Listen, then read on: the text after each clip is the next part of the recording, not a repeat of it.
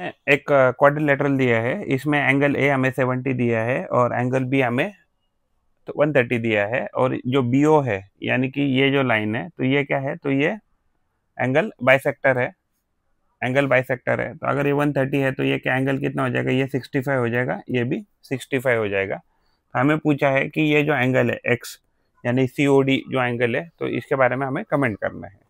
तो अगर हम सारे एंगल को टोटल करते हैं तो अगर इस एंगल को अगर मैं ए एंगल, इसको भी मान लीजिए छोटा एंगल सी, इसको भी सी अगर मानता हूँ, तो ये टोटल 2C एंगल हो जाएगा।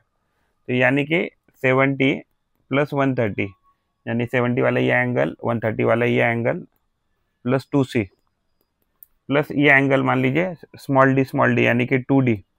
इसके अगर हम टोटल करें तो इसका इसको डी कहा तो भी चलेगा या 2D कहेंगे मान लीजिए, तो इसको स्मॉल डी, इसको स्मॉल डी कहेंगे। तो ये क्या आ जाएगा 200 plus 2 into C plus D, 2 into C plus D is equal to ये कितना आना चाहिए, तो ये वैल्यू 360 आना चाहिए, ये वैल्यू भी 360 आना चाहिए। यानी 2 इंटू सी प्लस डी, दोनों साइड से हम 200 माइनस करेंगे तो ये 160 हो जाएगा। तो सी प्लस डी की टोटल कितनी आनी चाहिए, तो 180 डिग्रीज आनी चाहिए, सॉरी 80 डिग्रीज आनी चाहिए, क्योंकि हमने दोनों साइड से क्या किया, दोनों साइड से 2 से डिवाइड किया।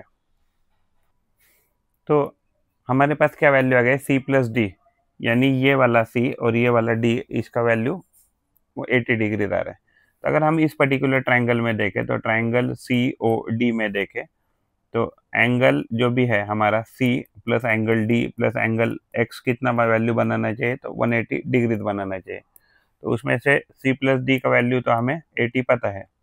अगर ये 80 पता है, एक्स इक्वल टू, तो 80 plus X equal to 180 degree, दोनों साइड से 80 माइनस करेंगे तो एक्स का वैल्यू क्या आ जाएगा, 100 डिग्री आ जाएगा। तो अगर एक्स का वैल्यू 100 डिग्री आ जाएगा, तो यही हमारा आंसर है।